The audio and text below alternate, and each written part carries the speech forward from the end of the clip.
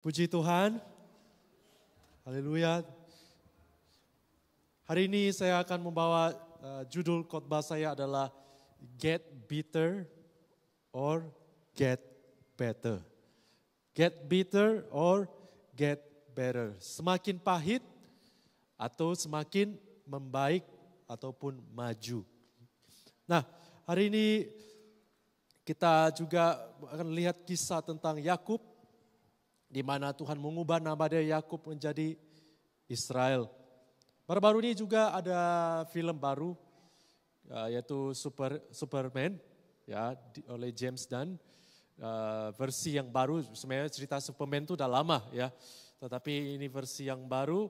Nah, kalau kisah tentang Superman biasanya ada juga tentang penjahatnya, betul tidak? Dalam banyak cerita kalau kita tengok ada dalam watak ataupun tokoh dalam movie itu, dalam film itu biasanya ada 3. Ada penjahat dan juga ada hero, juga ada yang mangsa, yang menjadi mangsa dalam sebuah cerita itu. Seperti contoh kalau Superman, hero-nya adalah Clark Kent, ya, yang Superman itu. Dan juga penjahatnya biasanya General Zod, ya, dan mangsa mungkin orang yang tinggal di bandar itu, baik pun manusia. Kalau kita lihat cerita anak-anak kecil, Shrek, siapa yang hero-nya? Shrek, ya kan, hero-nya. Yang mangsanya dalam cerita Shrek apa? Princess kan, Fiona, ya kan. Yang penjahatnya apa? Lord Farquaad, ya, dia punya rambut pendek itu ya. Nah, kenapa perlu ada cerita, perlu ada 3 tokoh ini? Karena kalau tidak ada hero, tidak ada penjahat. Kalau cuma ada hero, tak ada penjahat, cerita itu tak menarik, betul tidak? Ya, hidupnya senang-senang saja. Perlu ada hero, perlu ada penjahat, perlu ada mangsa. Demikian juga cerita sinetron Indonesia yang zaman saya lah, mungkin zaman anak-anak yang mungkin remaja tak tahu ya, bawang merah, bawang putih, betul tidak? Oh, saya tengok episode, itu ada episode 100 lebih ya, episode cerita bawang merah, bawang putih, sinetron Indonesia. Ya, kalau saya pernah coba menonton balik, karena di YouTube banyak ya, bawang merah, bawang putih. Saya tengok pun kerasa cringe, ya. Dia punya film ni macam tak relevan dengan zaman now ya. Apalagi kalau dia lagi bicara dalam hati, mulut dia punya mata ya, dia dalam hatinya bilang, nanti ya kamu, nanti saya akan bunuh kamu ya. Tapi dalam bicara dalam hati, saya tengok macam betul-betul cringe lah, tak sesuai dengan zaman now. Nah, kalau kita tengok cerita bawang merah bawang putih, kenapa kita nonton terus? Kenapa walaupun dia punya episode ya, ada sampai 100 episode, setiap minggu saya tidak pernah lupa, saya duduk ya dengan teh, dengan roti biskuit yang segi 4 tuh, yang celup-celup dalam teh sambil nonton ya, masa saya lagi kecil. Kenapa? Seru, ya kan? Penjahatnya bawang merah, ya. Hero-nya siapa? Bawang putih. Mangsa dalam cerita itu siapa? Bukan, yang mangsanya yang jatuh cinta dengan bawang putih. Dia punya boyfriend, dia punya laki-laki. Ingat sekali, dia punya boyfriend kena racun. Betul tidak? Dia lupa ingatan. Ya, jadi saya tahu memang jahat betul ya bawang merah itu. Nah, dalam kisah ini perlu ada 3 watak betul. Ada hero, ada korban, dan juga ada penjahatnya.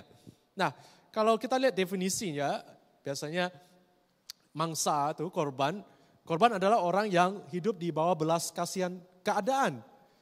Mereka merasa tidak berdaya dan karena itu mereka berhenti berusaha. Jadi dalam film, dalam cerita, korban itu biasanya mereka tak boleh buat apa-apa. Yang mereka buat lari, yang mereka boleh buat teriak, minta tolong. Ya, itu korban karena mereka tidak rasa berdaya. Mereka tak pernah berusaha ataupun keinginan untuk mengubah keadaan. Itu korban. Nah, biasanya juga ada penjahat dalam cerita. Nah, penjahat adalah orang yang pernah terluka, yang tidak pernah menyelesaikan lukanya. Untuk merasa besar, biasanya penjahat ini berusaha membuat orang lain merasa kecil. Yang menariknya penjahat dan pahlawan, hero, seringkali mempunyai masa lalu yang sama. Ditolak, dibully, dibesarkan dalam penderitaan, tetapi respon mereka berbeda. Jadi penjahat ini orang yang kepahitan, ya, orang yang dia ingin balas dendam. Dalam cerita Batman, Bane, ya, kalau tak salah yang pakai mask itu Bane. Ya, Bane itu betul dia masa kecil dibully, masa kecil tidak enak, tidak salah saya, dia dibesarkan di penjara. Jadi dia dibesarkan di penjara, ibunya juga bersama dia di penjara dan orang memperlakukannya ibunya tidak baik. Dan dia merangkak keluar dari penjara untuk balas dendam untuk manusia. Nah, jadi penjahat ini dia punya dendam, dia punya keinginan untuk balas dendam ataupun kepahitan dalam kehidupannya. Jadi dia buat orang lain rasa kecil, dia melukain orang lain. Hero juga, kalau kita perhatikan, hero juga sama. Tetapi apa bedanya pahlawan dengan hero dengan penjahat? Hero, pahlawan justru belajar dari rasa sakit. Dan coba menolong orang lain agar tidak mengalami rasa sakit yang sama. Mereka bangkit dan berani menghadapi keadaan untuk membawa perubahan. Nah, dalam hidup kita juga adalah sebuah movie, sebuah film. Dan setiap daripada kita, saya boleh gambarkan kita di dalam sebuah movie. Kita dilahirkan tidak sesuai dengan keinginan kita, betul tidak? Tidak ada kita di dalam sebelum kita lahir di rahim ibu kita, katakan, oh hari ini saya mau lahir. Tidak ada, kita tidak semua lahir dengan kerelaan hati. Kita lahir dengan tangisan, ya kan? Bayi keluar daripada rahim ibu, kalau saudara perhatikan, menangis, menderita. Nah, hidup kita adalah sebuah film, tetapi yang menentukan apakah kita menjadi hero dalam film kita, menentukan apakah kita korban di dalam film kita ataupun penjahat dalam film kita adalah kita. Tuhan bukan Tuhan yang menentukan nasib seseorang. Ya betul, kita boleh lahir dalam keadaan keluarga yang tidak enak, kita lahir dalam keadaan yang mungkin bukan keluarga sultan. Ya, kita lahir di kampung, kita lahir di pendalaman, kita lahir di keluarga yang cukup-cukup saja. Kita tidak dapat memilih, tetapi yang menentukan jalan kisah hidup kita, movie kita adalah kita. Yang memegang pen itu bukan Tuhan, adalah kita. Dan kita sama-sama lihat nanti di manakah peranan Tuhan dalam kehidupan kita. Kita harus memilih apakah kita menjadi hero, korban ataupun penjahat di dalam kehidupan kita. Kita lihat hari ini kisah tentang Yakub. Film Yakub. Hari ini kita lihat sebuah kisah sebenar, real story, yaitu tentang Yakub. Kita akan lihat di Kejadian 32 ayat 24 sampai 30. Lalu tinggallah Yakub seorang diri. Dan seorang laki-laki bergulat dengan dia sampai fajar menyingsing. Ketika orang itu melihat bahwa ia tidak dapat mengalahkannya, ia memukul sendi pangkal paha Yakub sehingga sendi pangkal paha itu terpelecok. Ketika ia bergulat dengan orang itu, lalu kata orang itu, biarkanlah aku pergi karena fajar telah menyingsing. Sahut Yakub, aku tidak akan membiarkan engkau pergi jika engkau tidak memberkati aku. Bertanyalah orang itu kepadanya, siapakah namamu? Sahutnya, Yakub. Lalu kata orang itu, namamu tidak akan disebut lagi Yakub, tetapi Israel. Sebab engkau telah bergumul melawan Allah dan manusia dan engkau menang. Jadi ini adalah momen yang luar biasa di mana bukan sekadar nama Yakub berubah. Yakub artinya namanya penipu. Tetapi diubah menjadi disebutkan lagi nama Israel.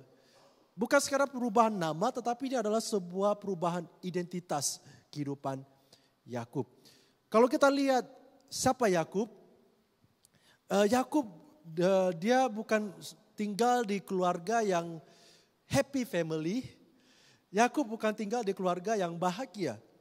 Kalau kita lihat hidup Yakub, ya banyak luka.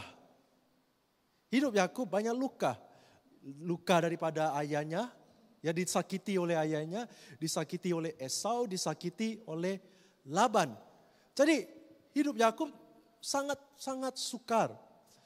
Tapi kita lihat tadi Kejadian 32 ayat 28 bahwa di situ katakan bahwa namamu tidak disebutkan lagi Yakub tetapi Israel.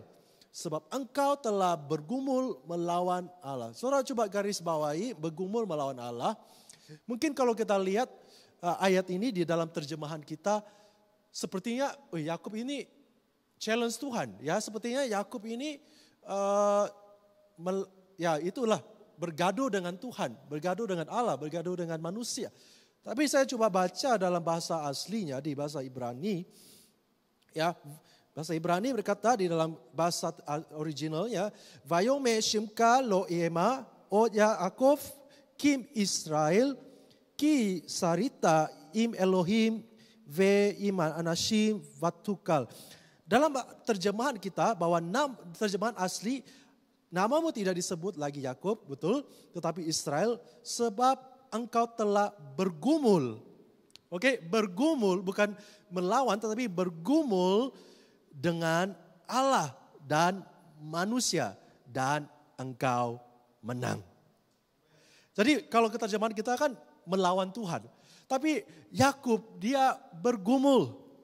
Dia proses hidup dia menghadapi tantangan dalam hidup dia dengan Allah, dengan Tuhan.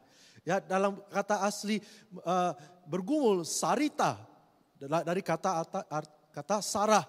Artinya apa? Dia bertarung, dia berjuang sampai akhir. Berjuang sampai akhir. Artinya dia striving, dia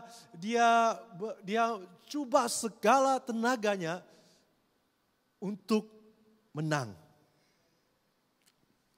Jadi Yakub sepanjang hidup dia bukan melawan Tuhan. Kalau sini kan melawan Allah, bergumul melawan Allah. Tapi dia bergumul dengan Tuhan, dia bergumul dengan manusia, dan firman Tuhan katakan, dan engkau menang. Kita lihat pergumulan Yakub. Pertama, luka Yakub disakiti di mana oleh ayahnya. Kalau kita lihat bahwa ketika saudara bisa lihat di Kejadian 27 ya. Jadi Tuhan sudah berfirman kepada Ishak, kamu akan lahir 2 anak.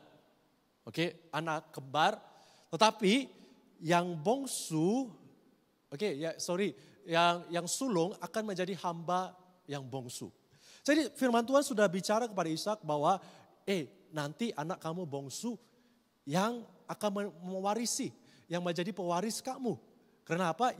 Yang paling sulung akan jadi hambanya. Jadi Tuhan sudah berfirman kepada Ishak, tetapi ayahnya tidak taat dengan firman Tuhan. Ayahnya senang dengan abangnya namanya Esau. Ya, Esau. Kenapa ayahnya senang dengan Esau? Karena Esau itu adalah pemburu. Yakub itu orang yang suka tinggal di rumah. Orang yang tenang, orang yang di rumah. Ya, tapi Esau itu pemburu. Dia pandai buru, dia pandai mungkin cari binatang, buruan daging. Dan karena ayahnya Ishak suka dengan daging, dia pilih kasih. Dia berikan perhatian dia kepada Esau. Nah, sudah tidak dengar firman Tuhan, sudah tidak taati firman Tuhan. Bahkan saat ayahnya Ishak mau mati, dia katakan, mari Esau, berburu di luar, bawa pulang daging, dan saya akan memberkati engkau sebelum saya mati. Artinya ayahnya sudah tahu bahwa Yakublah yang menjadi pewaris. Yakublah yang akan mewarisi. Mereka lahir kembar. Walaupun kembar ya ayahnya berpikir mungkin karena Esau keluar terlebih dahulu. Esau lah yang seharusnya dapat waris. Tapi Tuhan sudah bicara kepadanya bukan Esau. Tapi Yakub. Tapi ayahnya karena senang dengan daging. Suka buruan daripada Esau. Dia pilih Esau. Nah di diperlakukan tidak adil. Diperlakukan tidak saksama dalam kehidupannya. Dia tidak pernah dapat kasih, dia tidak pernah mendapat perkataan yang affirm, memberikan dia motivasi dalam kehidupan Yakub oleh ayahnya. Bahkan Esau, walaupun dia kawin dengan orang yang tidak kenal dengan Tuhan, kawin dengan orang yang kafir, menyusahkan hati orang tuanya, Ishak tetap sayang Esau. Ayahnya sama sekali tidak memperhatikan dia, yaitu Yakub. Sudah tentu kita lihat kisah Esau juga sudah kita tahu bahwa Esau dia pulang dari buruh, dia lapar, dia minta daripada Yakub, Yakub berikan saya kacang merah, masakkan saya kacang merah. Yakub bilang, jualkanlah hak warismu, hak kesulunganmu. Esau bilang, oke lah, apalah benda hak kesulungan itu yang kamu cari-cari itu, yang kamu mau itu, oke lah saya jual bagi kamu. Yang penting kamu berikan saya kacang merah. Ya betul, Esau bersumpah di hadapan Yakub. Dia jual hak kesulungannya kepada Yakub.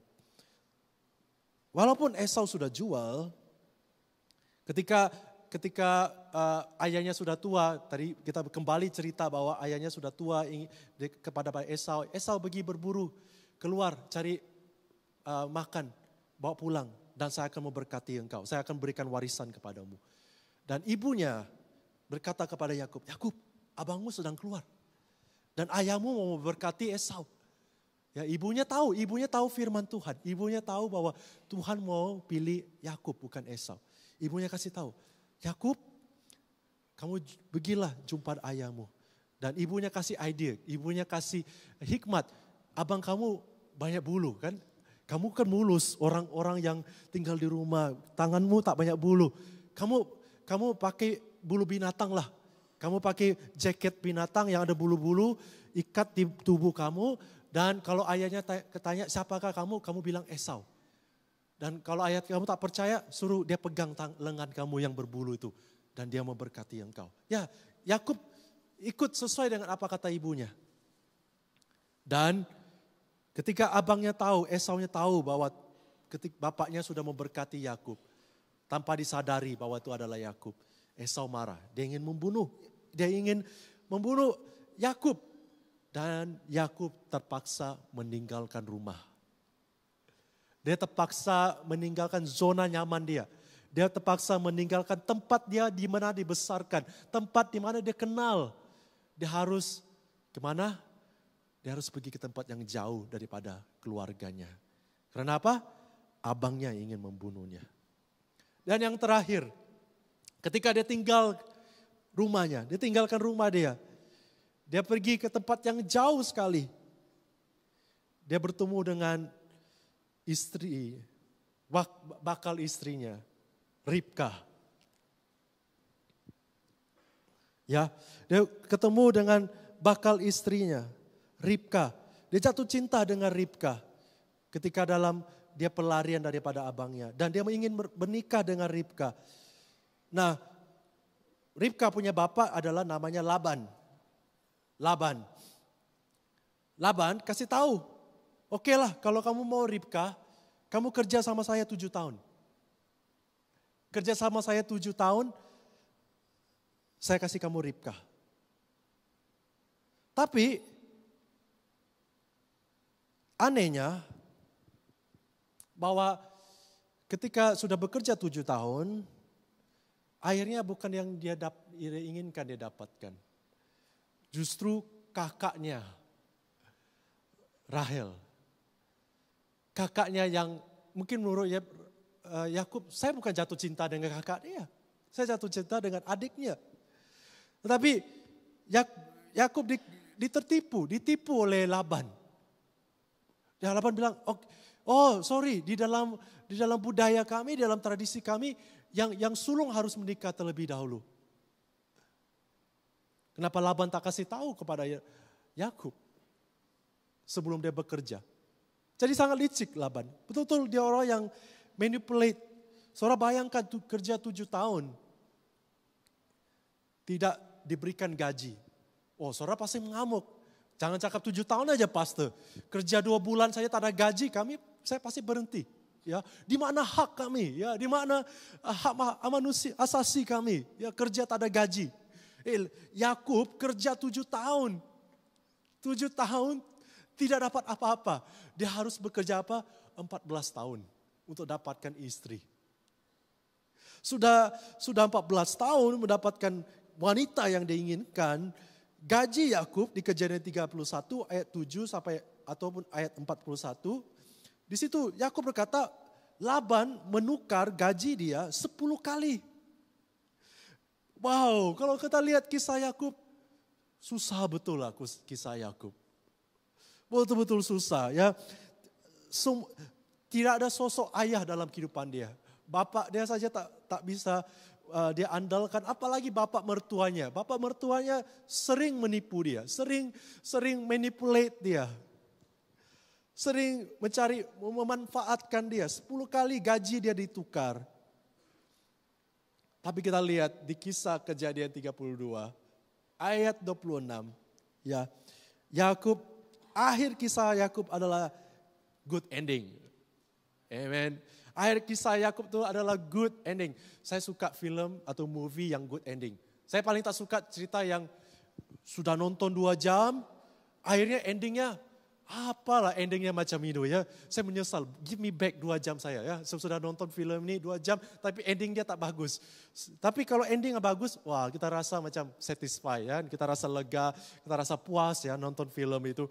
Ya, tetapi kisah Yakub dia berakhirnya ending. Dia akhiri dengan apa? Namanya berubah menjadi apa?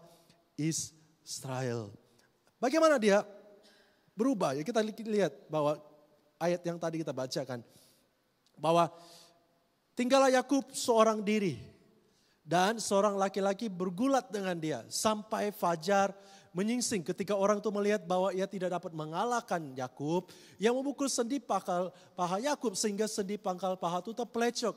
Ketika ia bergulat dengan orang itu. Lalu kata orang itu, biarkanlah aku pergi. Karena fajar telah menyingsing. Sahut Yakub, aku tidak membiarkan engkau pergi jika engkau tidak memberkati aku.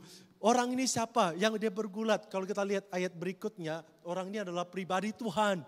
Pribadi Tuhan dalam kehidupan Yakub. Dia bergulat, dia berjuang, dia tidak melepaskan orang ini. Apa sih sebenarnya cerita ini adalah, kalau saya boleh ceritakan ya di mana kisah Yakub, ayahku tidak pernah memberkati aku. Kakakku membenci aku, Esau ingin membunuh aku, Laban menipu aku. Tidak ada sosok bapak yang melindungi aku. Tetapi Tuhan, God, aku tidak akan melepaskan engkau sampai engkau memberkati aku.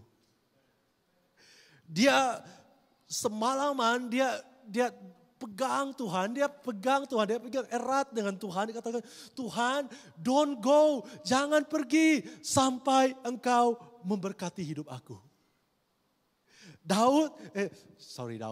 Yakub dalam cerita dia, saya tidak mau menjadi mangsa. Ya, kenyataan hidup saya begitu, kenyataan hidup saya keluarga yang tidak baik, kenyataan hidup saya sering ditipu orang. Saya tidak mau jadi mangsa yang tidak berdaya. Saya mau bergumul dengan Tuhan. Saya tidak mau juga menjadi penjahat. Kalau saya lihat Yakub, kalau saya akan jadi penjahat. Kenapa? Penuh dengan kepahitan. Boleh katakan dunia ini tidak adil. Dunia ini jahat. Dunia ini tidak mau saya. Kenapa saya lahirkan di dunia ini? Orang sudah sakiti saya akan sakiti orang itu 2 kali lipat. Saya akan balas dendam. Tunggu ya nanti. Tapi Yakub bilang, saya bukan jadi penjahat. Tuhan, I'm the hero. Saya mau berjuang. Saya mau berjuang Tuhan. Saya mau bergumul dengan Tuhan. Dan saya mau menang. Kalau orang yang punya mentality mangsa, yang mentality victim, mindset, selalu punya alasan. Ya alasan ini, alasan itu. Ya memanglah saya memang macam ini, mau buat apa lagi kan? Inilah kenyataan hidup saya, mau buat apa lagi. Tapi Yakub dia tidak biarkan mentality ini dalam kehidupan dia. Yakub tidak membiarkan rasa sakit membentuk siapa dia. Tapi dia bergumul, dia ingin hidupnya berubah. Dan Tuhan mengubah hidupnya. Ketika rasa sakit, kita tidak proses, kita simpan rasa sakit itu, lama-lama kita jadi penjahat. Ya, tokoh-tokoh penjahat itu dia dendam, dia simpan rasa sakitnya, dia simpan luka-lukanya. Akhirnya luka itu menjadi cancer, meracuni, merusak karakter dia. Paling sedih saya tengok kisah Joker, betul tidak? Ya, Joker dia lahir dengan penyakit yang tidak boleh berhenti ketawa. Tidak boleh berhenti ketawa. Jadi dia senyum terus, ketawa terus, dalam keadaan sakit dia tak boleh berhenti ketawa. Orang bully dia, orang pukul dia ketawa terus. Kenapa? Dia punya penyakit. Ya, ini bukan cerita betul ya. Tapi dia punya penyakit tak boleh berhenti ketawa. Akhirnya dia pakai ya kepahitannya itu ya membinasakan orang. Ada sebuah real story juga bernama Viktor Frank. Viktor Frank adalah seorang Yahudi.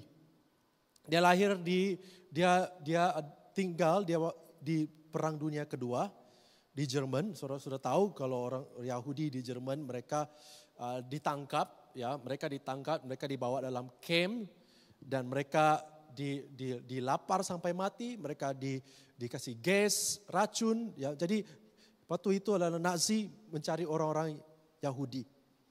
Nah, Viktor Frank saat itu baru menikah. Dia baru menikah dengan istrinya dan istrinya sedang hamil waktu itu Perang Dunia Kedua. Anak mereka yang pertama, dan saat dia dimasuk dalam camp konsentrasi di penjara, istrinya meninggal. Dia meninggal karena lapar, tidak diberi makan, dan juga ibu bapak dia juga mati, meninggal, dan dia tinggal seorang dalam kehidupan. Dan mukjizat Tuhan, dia boleh keluar daripada camp. Perang Dunia Kedua berakhir, Nazi kalah. Di dalam camp, dia punya, saya katakan orang bertanya kepada Viktor, ya kenapa kamu punya pengharapan ya? Ya kenapa kamu berbeda dengan orang-orang lain ya? Orang-orang lain rasa bahwa hidup ini tidak bermakna, hidup ini tidak ada apa artinya. Dan Viktor dia menghasilkan buku. Melalui pengalaman hidup dia, melalui pengalaman dia di camp Nazi, dia hasilkan buku Man Searching for a Meaning. Dan buku ini dia dituliskan, menghasilkan sudah terjual 16 juta buku. One of the best seller dalam dunia buku kisah real story. Dan dalam buku dia tulis bahwa there is a meaning in life at all. Then there must be a meaning in suffering. Ada maksud, ada makna dalam kehidupan ini. Berarti juga ada makna di dalam penderitaan. Suffering is an ineradicable part of life. Even as faith and death. Without suffering and death, human life cannot be complete. Dia katakan bahwa penderitaan itu kita tidak dapat hapuskan dalam kehidupan kita. Baik pun kematian, baik pun penderitaan adalah menghasilkan kita manusia yang lengkap. Ya, artinya bahwa Viktor dalam bukunya dia menulis bahwa dalam penderitaan itu ada makna, ada meaning, ada meaning dalam penderitaan kita. Ada sekali juga saya baca yang Man Searching for a Meaning dalam buku ini, saya juga bacakan bahwa bukan hak kita mempertanyakan apakah hidup ini memiliki makna. Melainkan hidup mempertanyakan kepada kita, apakah kamu akan menjadikan hidup ini bermakna atau kosong. Hero adalah Hero adalah orang pribadi yang mencari makna dalam penderitaannya, mencari makna di dalam proses hidupnya. Dia tidak pernah berhenti, dia tidak pernah give up, dia tidak pernah menyerah. Kenapa? Dia tahu bahwa di sebalik persoalan ini ada meaning, ada makna. Dan Victor dia juga hasilkan namanya logoterapi ya.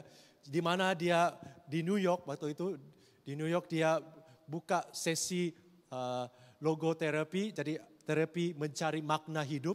Jadi dia buka bagi orang-orang yang depres, orang-orang yang stres, orang-orang yang macam tidak tahulah tujuan hidup dia apa. Jadi dia buka sesi kelas dia kepada semua orang dan majority orang ikut kelas dia pulang dengan penuh pengharapan. Kenapa? Kalau mereka pasti berpikir, kalau Victor saja boleh bertahan dalam camp konsentrasi, dia tahu bahwa dalam camp itu ada makna dalam penderitaannya. Bagaimana dengan masalah hidup saya? Dan kebanyakan mereka pulang dengan penuh dengan perubahan dalam kehidupan mereka. Jadi Victor ini, saudara boleh cari bukunya Man Search for Meaning. Jadi pertanyaan kepada kita semua pada malam ini, apakah kita biarkan luka hidup membentuk kita menjadi pahit? Atau kita izinkan Tuhan pakai luka itu mengubah hidup kita. Mengubah hidup kita. Yakub dia tidak biarkan masa lalu dia, cara dia dilayani oleh keluarganya, cara dia dilayani oleh bapak mertuanya, right, menjadi orang yang pahit. Tapi Yakub gunakan masa lalunya, rasa lukanya, mengizinkan Tuhan pakai saya, ubah hidup saya Tuhan. Kalau kita pernah rasa banyak kali di-reject. Banyak kali di-reject, banyak kali ditolak oleh orang lain, orang keluarga kita. Itu mengajar kita menghargai saat kita diterima oleh orang lain. Betul tidak? Saat kita pernah susah, saat kita pernah susahnya cari duit itu macam mana. Pernah miskin, pernah tidak punya apa-apa. Tapi saat kita diberkati, kita belajar untuk mengelola duit itu dengan baik. Karena apa? Kita tahu duit itu tidak mudah dicari. Betul tidak? Ya, kalau kita biarkan masalah dalam kehidupan kita belajar dari masalah kehidupan kita izinkan Tuhan ubah hidup kita dapat melihat bahwa hidup ini bermakna. Bagaimana to get better? Katakan pada orang kiri kanan, kamu get bitter or get better dalam kehidupan kamu. Kamu semakin pahit atau semakin baik dalam kehidupan kamu. Are you get bitter or get better? Bagaimana get better? Yang pertama adalah memiliki keinginan untuk berubah. Yakub dia bicara kepada Tuhan, dia berkata kepada Tuhan, aku tidak melepaskan engkau. Keinginan Yakub adalah try or nothing, right? Saya tidak akan lepaskan engkau Tuhan sampai engkau memberkati aku. Yakub punya kerinduan dipulihkan. Yakub punya kerinduan diberkati dalam kehidupannya. Yakub punya kerinduan adalah saya menang dalam persoalan kehidupan saya. Miliki keinginan untuk berubah. Yang kedua adalah dia hadapi tantangan. Kita mau hadapi tantangan kehidupan kita. Jangan lari dari proses hidup. Jangan lari daripada masalah hidup. Jangan tinggalkan Tuhan ketika hadapi masalah. Hadapi tantangan bersama dengan Tuhan seperti Yakub. Bergumul bersama dengan Tuhan. Dan yang terakhir adalah lakukan perkara yang sukar. Lakukan perkara sukar untuk bertumbuh. Yakub dia ditipu 10 kali, dia tipu oleh Laban. Laban katakan bahwa domba yang hitamlah yang jadi gaji kamu, jadi ternak kamu. Domba yang putih milik saya. Oke. Domba hitam apakah persen dia tinggi? Tidak. Tapi Yakub dia bekerja dengan Laban dengan sungguh-sungguh. Dia ternak domba dengan baik, dia jaga domba Laban dengan baik. Bukan berarti Laban menipu dia. Kalau gitu saya biarkan sajalah. Saya tak mau kerja dengan Laban. Tapi dia kerja terus dengan Laban. Dan Laban katakan, saya tidak puas hati. Yang hitam punya saya, yang putih, domba putih punya saya, yang belang-belang punya kamu. Hello, adakah kamu pernah nampak domba yang belang-belang? Tak ada. Tapi Tuhan berikan Yakub hikmat. Yakub hikmat, saudara boleh baca kisah Yakub. Jadi sekarang domba belang-belang punya dia semakin banyak. Firman Tuhan berkata domba yang belang-belang justru lebih kuat, lebih gemuk daripada domba Laban. Kenapa? Tuhan membela Yakub. Ya betul lah, Laban menipu. Tapi Yakub punya Tuhan yang dengar doa dia, dengar seruan dia, dan Tuhan berkati Yakub. Lakukan perkara sukar untuk bertumbuh. Yakub tidak give up. Dia lakukan, dia terus setia dengan apa yang ada di tangan dia. Dan kita lihat bahwa kehidupan Yakub, dia menjadi hero dalam kehidupan dia. Nama Yakub diubah oleh Israel. Yakub, nama yang tidak bagus. Artinya nama Yakub pencuri, penipu. Tapi berubah menjadi Israel, Bapa segala bangsa. Wow, luar biasa, amen. Dan kita lihat ayat yang terakhir, Roma 5 ayat 2. Oleh dia, kita juga beroleh dalam jalan masuk oleh iman kepada kasih karunia ini. Dan di dalam kasih karunia ini, kita berdiri dan kita bermegah dalam pengharapan akan menerima kemuliaan Allah. Dan bukan hanya itu saja, kita malah bermegah juga dalam kesengsaraan kita. Karena kita tahu bahwa kesengsaraan itu menimbulkan ketekunan. Dan ketekunan itu menimbulkan tahan uji. Dan tahan uji menimbulkan pengharapan. Amin.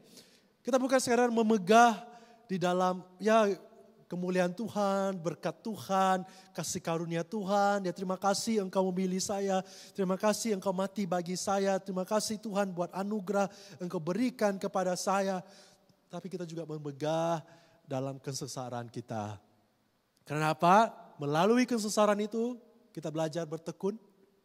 Kita belajar bersungguh-sungguh di dalam Tuhan. Kita belajar sungguh-sungguh berdoa. Kita belajar bersungguh-sungguh mencari hikmat daripada Tuhan dalam persoalan kita hadapi. Dan ketekunan itu menimbulkan tahan uji. Kita menjadi orang yang tahan uji. Dan orang yang tahan uji menimbulkan pengharapan. Amin. Saya mengundang pemain musik untuk maju depan. Saya tidak perpanjangkan firman Tuhan pada malam ini. Tuhan tidak sekadar ingin hanya memberkati kita, tetapi dia juga ingin mengubah identitas kita. Identitas yang baru, identitas di dalam Tuhan. Bahwa Tuhan ingin memakai setiap pribadi kita untuk kemuliaan nama Tuhan. Maukah kita seperti Yakub berkata bahwa aku tidak akan melepaskan engkau Tuhan sebelum engkau memberkati aku. Kita sama-sama bangkit berdiri. Kita adalah dalam film, kita dalam movie. Kalau ada movie ya yang tentang kehidupan Anda, kehidupan kamu. Kamu mau tajuk movie itu seperti apa? Coba bayangkan ada seorang director yang ingin membuat film tentang hidup Anda. Dan saudara ingin tajuk film itu seperti apa?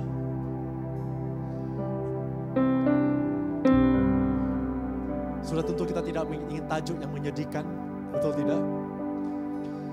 Dalam kisah movie superhero selalu punya penolong. Superhero tidak berdiri sendiri. Dia tidak menghadapi penjahatnya sendiri. Seperti contoh Batman, dia punya penolong namanya Alfred. Ya, dia punya pembantu. Alfred tidak punya apa-apa. Alfred hanya manusia biasa, tetapi Alfred setia dengan Batman. Dia menolong dia. Tapi kita punya penolong adalah lebih hebat daripada Alfred. Penolong kita adalah Tuhan, adalah Roh Kudus dalam kehidupan kita. Kita tidak akan berjalan sendiri. Hero selalu mencari penolong dia tempat kekuatan, tempat motivasi saat hero ingin give up. Biasanya ada penolong datang kepada dia. Hey, jangan give up. Ada banyak orang yang perlu pertolongan daripada kamu. Biasanya hero tuh kembali kuat, kembali motivasi.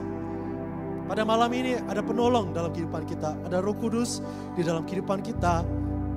Dia adalah yang menghibur kita. Amen. Dia berbicara kepada kita. Dia mengingat kepada kita. Dia mengingat kita kepada Tuhan. Dia mengingat kepada kita. Kita akan tidak berjalan sendiri.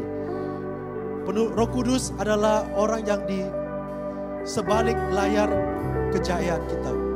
Roh Kudus adalah background. Orang tidak nampak Roh Kudus, tapi kita tahu Roh Kudus ada dalam kehidupan kita. Dan Roh Kudus itulah yang membawa kita dalam kemenangan pada malam ini. Mari kita sama-sama kita arahkan pandangan kita kepada Tuhan. Kita mencari Tuhan. Ada makna dalam hidup Anda. There's a meaning in your life. There's a meaning in your suffering. There's a meaning in your pain. There's a meaning in your past. Ada makna dalam kehidupan kita.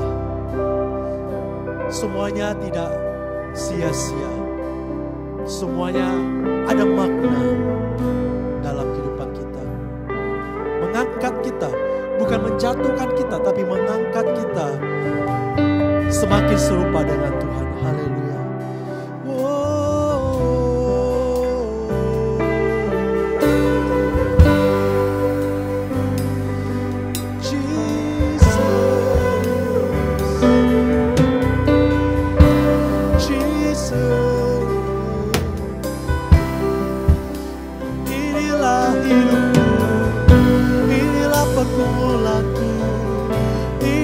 Persoalanku,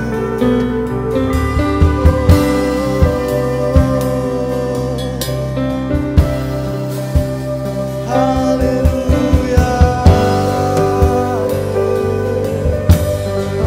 Ku takkan